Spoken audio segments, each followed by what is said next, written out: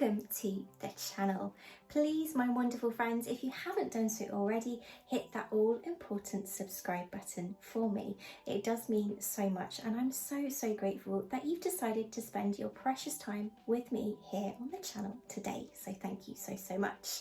Now, here in the Scottish Highlands, autumn is in full swing, as you can no doubt see from the gorgeous autumnal trees outside my window. I love spending time in this room this time of year, my friends. I love watching those trees and the leaves change colour. It's just gorgeous. This week, I'm continuing creating autumn and winter friendly makes, and I'm also continuing my obsession with the cardigan, including this gorgeous knitted one here that's actually a pattern of my very own creating, my friends, and it's available exclusively to my subscribers right here on the channel. So another reason to hit that subscribe button, my friends. And I'll also pop a card above to the creating video that accompanies this cardigan as well, my friends. But this week we are turning back to some sewing, and I'm going to be creating a version of my recent Cosy cardigan. I'll pop another card above right there, my friends, in two of my absolute favourite winter and autumn fabrics. Wow, that was a tongue twister. So if you haven't done so already, my friends, you will need the pattern from that Cosy cardigan video. There's also a link to that video in the description box too. But without further ado, my friends, let's get to some sewing. Phew, before I get even more tongue twisted. Gosh, I absolutely love this cardigan. Make sure if you make one of your own, my friends, as well, that you share it with me over on my Instagram. I'd absolutely love to see that. But come on, let's get to some sewing. The first step, my friends, is to grab the pattern from the Cosy cardigan video, and there's a link in the description box if you need to make your own.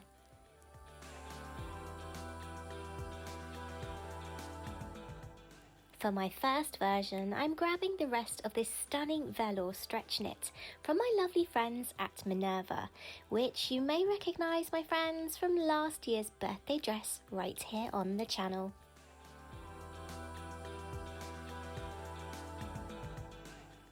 Now, this version today is going to be a shorter waist length version, so the first adjustment to my pattern is going to be on the length. To adjust the pattern to waist length, I've simply grabbed my bodice block. Lining it up at the shoulder, I then traced the waistline onto the cardigan pattern. Now, you don't need to use a bodice block to do this. You can simply measure your shoulder line to waist measurement and then plot it on your pattern down from the shoulder point. But friends, block patterns are so incredibly useful to have, so I definitely recommend creating your own if you haven't done so already. Yep, there's a card above. Waistline plotted, I then plotted a second line 3 inches beneath the waistline, seen here in orange. This ease will help to create a more slouchy, comfy style of cardi. Next up, the sleeve, and for this version I want to create a bishop type sleeve, so I've grabbed both the cardigan sleeve pattern and the bishop sleeve from my glass onion jumpsuit. Card above.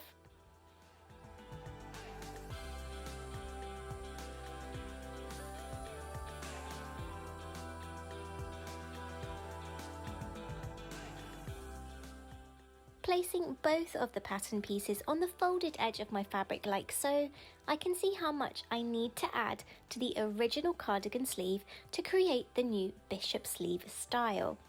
And here is where I hit a snag, but one that can totally be a learning experience. I was running seriously low on fabric. To make this work, I needed to create a 2-piece sleeve. To start with, I cut the upper portion of the sleeve as far as I could, being certain that I had enough fabric for the bodice pieces, facing pieces, and enough odds and ends for cuffs and possibly a waistband. Phew! And the portion that's left without fabric? Well, grabbing a pen, I noted this on my new adjusted sleeve pattern piece. Then adding a seam allowance, before cutting out this very strange looking piece, which would be my lower sleeve. Creating a two-piece sleeve when you do not have much fabric left? Why not? This piece will be cut on a fold on the lower edge, adding ease when placing this curved pattern piece on a straight fold rather than taking it away. Phew! Saved the day. From the sparse remnants left, I cut 2 cuffs measuring 3 inches wide for a finished width of 1 inch and as long as my wrist measurement, plus ½ inch of ease plus seam allowances. And a waistband too, 4 inches wide by my waist measurement plus 2 inches of ease and overlap plus seam allowances. Drafting all done and pieces cut out, it was time to get sewing, beginning with those tacked 2-piece sleeves, pinning and stitching the lower and upper sleeve pieces together.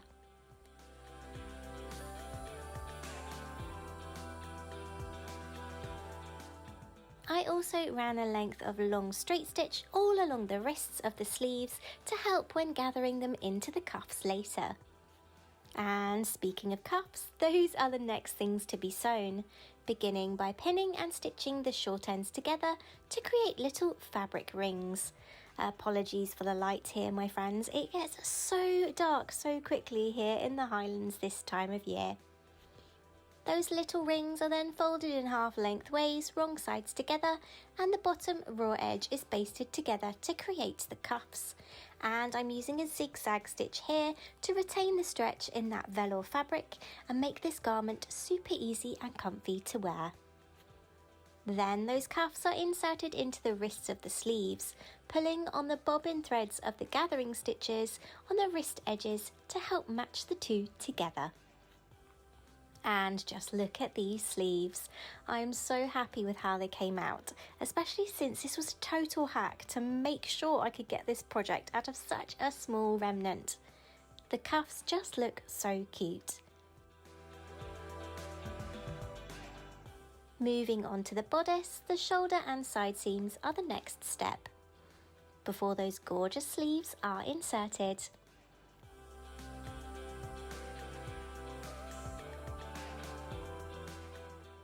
I then constructed the neckline facing, before, yes, you've guessed it, inserting it into the bodice all around the neckline, right sides together, with Luna's help, of course.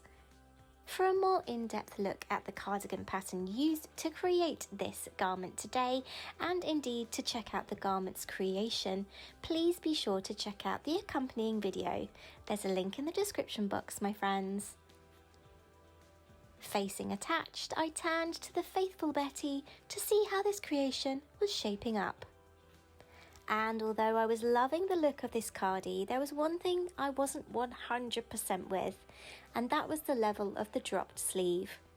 Although this dropped sleeve looks great on previous creations, in this velour and with the new heavier and much more voluminous 2-piece bishop style sleeve, I felt it was a little too low. And this, my friends, is why we keep those remnants and make mock-ups. So after a little stitch ripping to remove the sleeves, I grabbed a washable marker and a ruler, marking a few inches inwards from the original sleeve edge on the shoulder to heighten that dropped sleeve. Then tapering a line from that new point to the edge of the sewn side seam. At this point, I also checked my arm size to see if this alteration had made any difference to its size, and happily it hadn't, so I was able to go ahead and cut along that alteration line and reinsert the sleeves to reveal this. And I was much happier with this slightly higher dropped sleeve, and this is one of my favourite, ultimate favourite things, my friends, about being able to design and draft your own garments. You can literally alter and adjust to your heart's content to create the exact vision that you had in your mind. I've also understitched the facings before top stitching them in place with matching colour thread. Now, although the plan is to have a waistband on this cardi, I'm really liking it as it is. We shall see. Time for one of my favourite parts of a project, buttons, and I grabbed several options from my button stash.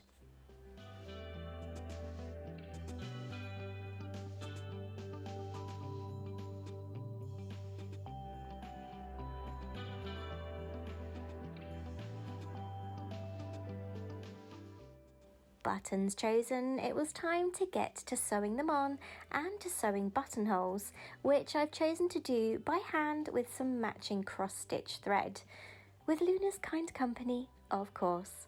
Hand stitching buttonholes has become a bit of an obsession recently since creating my recent princess coat jacket.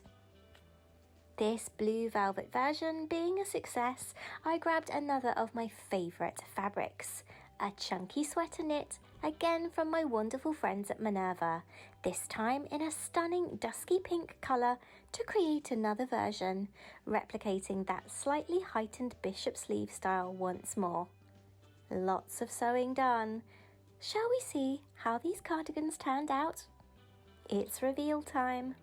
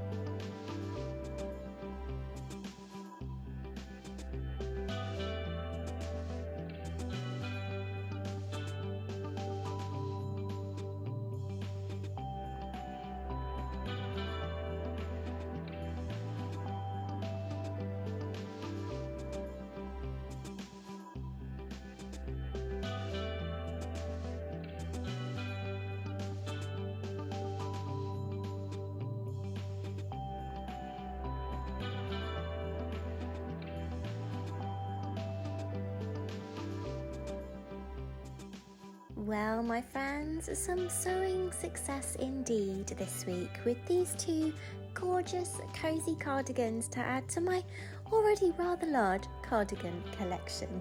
I am a little bit obsessed with these giant bishop sleeves, just a little bit obsessed.